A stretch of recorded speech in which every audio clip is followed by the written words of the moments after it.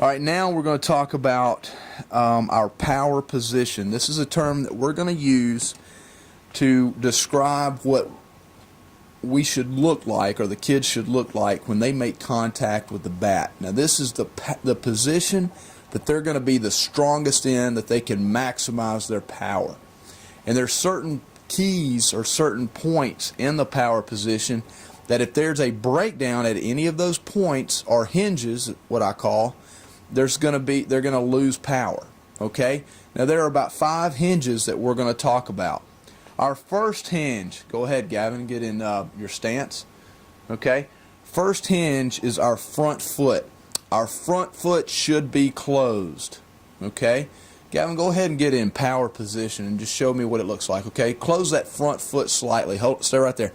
Now, Gavin's front foot is not completely closed. I want it closed a little bit more than that.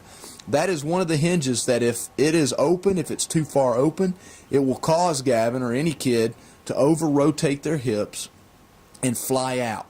Okay, their shoulders will fly out, their hips will fly out. They won't be able to hit that outside fastball with any kind of power. So we want to keep that front foot slightly closed. So Gavin, close that front foot up a little bit. A little bit more. A little bit more. Right there. Good. Now, it doesn't have to be completely closed, but we want it closed just like that. Okay, that's our first hinge. Front foot closed. All right, Gavin, go ahead and get in power position. Our second hinge, back foot pivot. Back foot pivot. Now, show me a dead backside, Gavin. Get in your power position and don't. There you go. Now, Gavin can't, because he hasn't pivoted properly with his back foot, he can't unlock his hips to maximize power. The back foot is the key to unlocking his hips so that he can maximize bat speed through the strike zone. Okay? Second hinge, back foot pivot. Third hinge, hips. Hips should be full turn. Go ahead and get in your power position, Gavin. Front foot closed. Now that's a good back foot pivot. Hips full turn.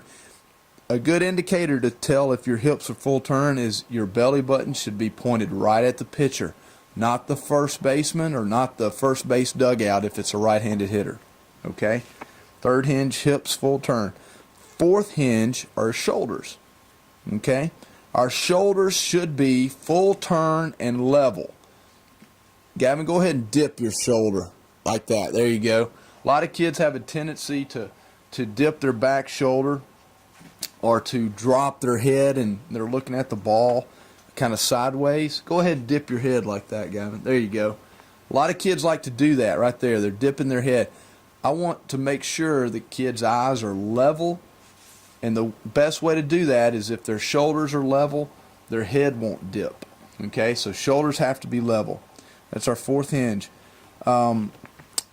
Fifth hinge, or fifth point of emphasis. Again, eyes should be at contact. Look at where the barrel of the bat is. It is so important that if you're throwing soft toss or hitting off a tee, that when they make contact, they need to make contact out front. So in this scenario, if we were to use a batting tee,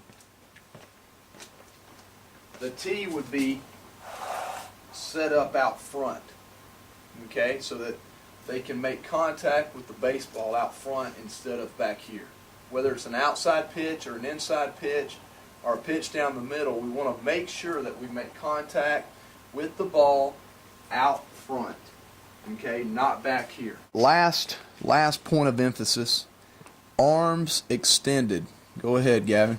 Good. Now let's review it real quick. Front foot closed, back foot pivot, hips full turn, shoulders full turn, eyes at contact, arms extended at contact. Okay? Arms do not get extended before contact. Arms are extended when they make contact. So the hands stay inside the baseball and never extend until contact.